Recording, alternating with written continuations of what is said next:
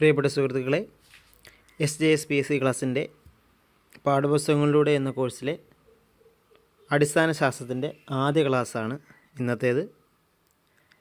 5ാം ക്ലാസ്സിലെ 1ാം പാഠമായ സസ്യലോകത്തെ അടുത്തറിയാം എന്ന പാഠഭാഗത്തെ കാര്യങ്ങളാണ് ഇന്ന് ചർച്ച ചെയ്യുന്നത്.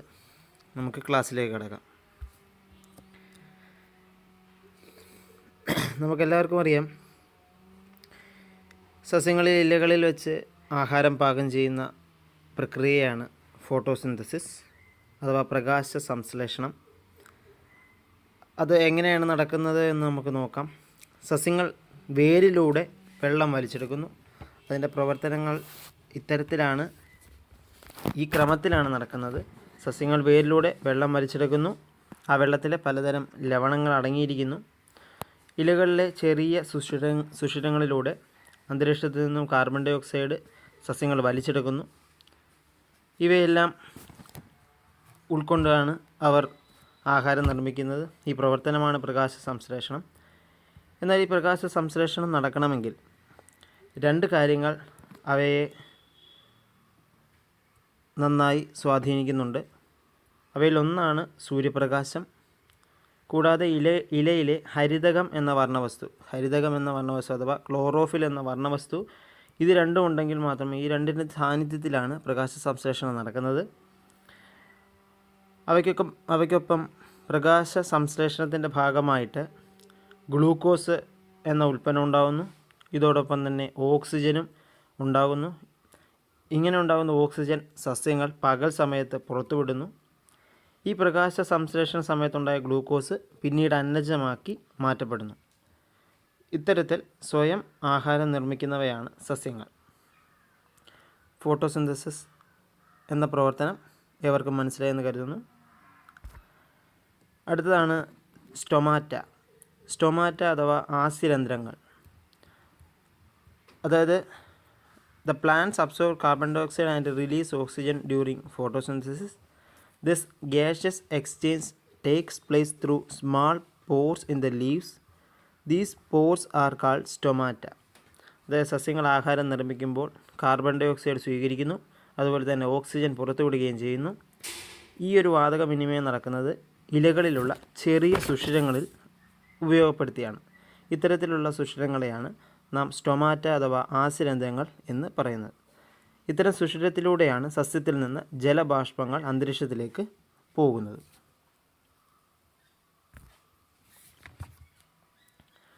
നാം പ്രകാശ സംശ്ലേഷണം പറഞ്ഞ സമയത്ത് പറഞ്ഞിരുന്നു, ഹരിതകം എന്ന വർണ്ണവസ്തുവിൻ്റെ സഹായത്തോടു കൂടിയാണ് ഇലകളിൽ വെച്ച് സസ്യങ്ങൾ ആഹാരം നിർമ്മിക്കുന്നത്. ഇത്തരത്തിൽ പല സസ്യങ്ങൾ പല രീതിയിലുള്ള കളർ പിഗ്മെൻറ്റ്സ് ഉപയോഗിക്കുന്നുണ്ട്. അത്തരത്തിലുള്ള ചില കളർ പിഗ്മെൻറ്റ്സാണ് താഴെ പറയുന്നത്. ഒന്നാമതായിട്ട് ഉള്ള ഒരു നിറം അഥവാ പിഗ്മെൻ്റാണ് സാന്തോഫിൽ. സാന്തോഫിൽ എന്ന വർണ്ണകം മഞ്ഞ നിറത്തിൽ കാണപ്പെടുന്നു. അതുപോലെ തന്നെ രണ്ടാമത്തേതാണ് കരോട്ടിൻ. കരോട്ടിൻ ഒരു യെല്ലോയിഷ് ഓറഞ്ചാണ്, അതായത് ഒരു ഓറഞ്ചും മഞ്ഞയും കലർന്ന നിറം ആണ് കരോട്ടിനുള്ളത്. അതുപോലെ തന്നെ ആന്തോസയാനിൻ എന്ന് പറയുന്ന മൂന്നാമത്തെ പിഗ്മെൻറ്റിൻ്റെ കളർ ചുവപ്പ് നിറമാണ്.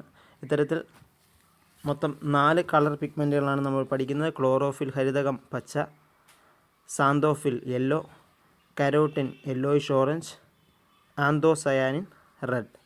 ഇത്തരത്തിലുള്ള പിഗ്മെൻറ്റുകളാണ് ഇലകൾ, അതുപോലെ തന്നെ പഴങ്ങൾ, പൂക്കൾ, ഇവയ്ക്കെല്ലാം തണ്ടുകൾക്കുമൊക്കെയും നിറം നൽകുന്നത് ഇത്തരത്തിലുള്ള വർണ്ണങ്ങളാണ് അഥവാ പിഗ്മെൻറ്റുകളാണ്. ഇത്തരത്തിൽ ഈ ഫോട്ടോസിന്തസിനെ സിമ്പിളായിട്ട് ഇത്തരത്തിൽ പറയാം. When green plants carry out photosynthesis during day time, carbon dioxide is absorbed and oxygen is released. Since photosynthesis does not take place at night, oxygen is not released. അതായത് ഹരിതസസ്യങ്ങൾ പകൽ സമയത്ത് പ്രകാശ സംശ്ലേഷണം നടത്തുമ്പോൾ കാർബൺ ഡൈ ഓക്സൈഡ് സ്വീകരിക്കുന്നു, oxygen പുറത്തുവിടുന്നു. അതുപോലെ തന്നെ രാത്രിയിൽ പ്രകാശ സംശ്ലേഷണം നടക്കാത്തതിനാൽ, കാരണം സൂര്യപ്രകാശം ഇല്ലാത്തതിനാൽ നടക്കാത്തതിനാൽ ഓക്സിജൻ പുറത്തുവിടുന്നില്ല. ഇവയാണ് മൊത്തത്തിൽ പ്രകാശ സംശ്ലേഷണത്തെക്കുറിച്ചുള്ള ഒരു കാര്യങ്ങൾ ഇത്രയാണുള്ളത്. പിന്നീട് ഞാൻ പറഞ്ഞിരുന്നു, plants prepare their own food and then hence they are known as autotrophs. അതായത് സസ്യങ്ങൾ സ്വന്തം ആഹാരം നിർമ്മിക്കുന്നതിനാൽ അവയെ ഓട്ടോട്രോപ്സ് അഥവാ സ്വപോഷികൾ എന്ന് അറിയപ്പെടുന്നു. അപ്പോൾ ഓട്ടോട്രോപ്സ് എന്നത് സ്വപോഷികൾ എന്നാണ്. അടുത്തതായി വേറൊരു തരം വിഭാഗമാണ് എപ്പിഫൈറ്റുകൾ. എപ്പിഫൈറ്റുകൾ പറയുന്നത് വാസസ്ഥാനത്തിന് വേണ്ടി മാത്രം മറ്റ് സസ്യങ്ങളെ ആശ്രയിക്കുന്ന ഒരു വിഭാഗത്തെയാണ് എപ്പിഫൈറ്റുകൾ എന്ന് പറയുന്നത്. അതായത് അവയ്ക്ക് മണ്ണില്ലെങ്കിലും വളരാൻ കഴിയും. അതായത് ഈർപ്പം അന്തരീക്ഷത്തിൽ നിന്ന് നേരിട്ട് വലിച്ചെടുത്ത് ജീവിക്കുന്ന ചില വിഭാഗത്തെയാണ് എപ്പിഫൈറ്റുകൾ എന്ന് പറയുന്നത്. ഇതിൻ്റെ ഉദാഹരണമാണ് ഓർക്കിഡുകൾ, അതുപോലെ തന്നെ മരവാഴയുടെ ഇംഗ്ലീഷ് ചിലർക്കെങ്കിലും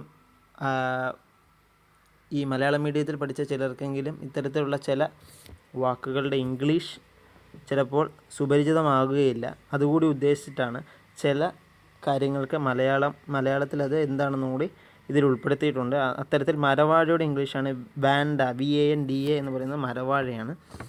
അപ്പോൾ ഓർക്കിഡും മരവാഴയും ഇത്തരത്തിൽ എപ്പിഫൈറ്റുകളാണെന്ന് ഓർക്കുക. അടുത്തതായി പരാദസസ്യങ്ങളെക്കുറിച്ച് പറയുകയാണെങ്കിൽ അവ വസിക്കുന്ന അതും ഒരു തരത്തിൽ തന്നെ ഇങ്ങനെ താമസിക്കുന്നുമുണ്ട്. അതുപോലെ തന്നെ ചില സസ്യങ്ങൾ അവ വസിക്കുന്ന സസ്യങ്ങളിൽ നിന്ന് തന്നെ ആഹാരം വലിച്ചെടുക്കുകയും ചെയ്യുന്നു. അപ്പോൾ അവ സ്വയമായിട്ട് ഒന്നും ഫുഡ് ഉണ്ടാക്കുന്നതുമില്ല. അത്തരത്തിൽ ഉള്ള സസ്യങ്ങളെയാണ് പരാദസസ്യങ്ങൾ അഥവാ പാരസിറ്റിക് പ്ലാന്റ്സ് എന്ന് പറയുന്നത്. ഇതിൻ്റെ ഉദാഹരണമാണ് ഇത്തിൽ കണ്ണി, അതുപോലെ തന്നെ മൂടില്ലാത്ത ആളി. ഇത്തിൽ കണ്ണിയുടെ ഇംഗ്ലീഷാണ് ലൊറാന്തസ്. അതുപോലെ തന്നെ കസ്ക്യൂട്ട എന്ന് പറയുന്നതാണ് മൂടില്ലാത്ത ആളി. മൂടില്ലാത്ത ആളി എന്ന് പറയുന്നത് ഈ പടർന്ന് കിടക്കുന്ന മഞ്ഞ കലർന്ന ഇളം പച്ച നിറമുള്ള ഒരുതരം വള്ളിയാണ് മൂടില്ലാത്ത ആളി. അപ്പോൾ ഒന്നുകൂടെ പറയാം, ലൊറാന്തസ് എന്ന് പറയുന്നത് ഇത്തിൽ കണ്ണിയുടെ ഇംഗ്ലീഷാണ്. അതുപോലെ തന്നെ കസ്ക്യൂട്ട എന്ന് പറയുന്നത് മൂടില്ലാത്ത ആളിയാണ്. ഇവ രണ്ടും പരാദസസ്യങ്ങൾക്ക് ഉദാഹരണമാണ്. പാരസിറ്റിക് പ്ലാന്റ്സ് എന്നാണ് പരാദസസ്യത്തിൻ്റെ ഇംഗ്ലീഷ്. അവ ഒരിക്കലും സ്വയം ആഹാരം നിർമ്മിക്കുന്നില്ല. അവ വസിക്കാൻ എടുക്കുന്ന അതേ സസ്യത്തിൽ നിന്ന് തന്നെ ആഹാരം വലിച്ചെടുക്കുകയും ചെയ്യുന്നു. ഇത്തരത്തിൽ ഇതിൻ്റെ ബാക്കിയായിട്ട് വിവിധ തരം പരാദസസ്യങ്ങളുണ്ട്. അതുപോലെ തന്നെ ഇലവള്ളികളെക്കുറിച്ചും സാപ്രോഫൈറ്റ്സുകളെക്കുറിച്ചും വേരുകളെക്കുറിച്ചുമുള്ള ക്ലാസ്സുകൾ ഉടൻ തന്നെ അപ്ലോഡ് ചെയ്യുന്നതായിരിക്കും. നിങ്ങൾക്ക് ഈ വീഡിയോ ഇഷ്ടപ്പെട്ടു എന്ന് കരുതുന്നു. ഇന്നത്തെ ക്ലാസ് ഇഷ്ടപ്പെട്ടെങ്കിൽ നിങ്ങളുടെ വിലയേറിയ അഭിപ്രായങ്ങൾ നിങ്ങൾക്ക് കമൻറ്റ് ബോക്സിൽ പറയാവുന്നതാണ്. അത്തരത്തിൽ ഈ ക്ലാസ്സുകൾ ഇഷ്ടപ്പെട്ടെങ്കിൽ എൻ്റെ ചാനൽ സബ്സ്ക്രൈബ് ചെയ്യാൻ നിങ്ങളാരും മറക്കരുത്. ഇപ്പോൾ സ്ക്രീനിൽ തെളിഞ്ഞു വരുന്ന സബ്സ്ക്രൈബ് ബട്ടണിൽ ക്ലിക്ക് ചെയ്താൽ നിങ്ങൾക്ക് നേരിട്ട് തന്നെ സബ്സ്ക്രിപ്ഷൻസ് നേടാവുന്നതാണ്. ഒരു നല്ല ദിനം ആശംസിക്കുന്നു. എല്ലാവർക്കും നന്ദി.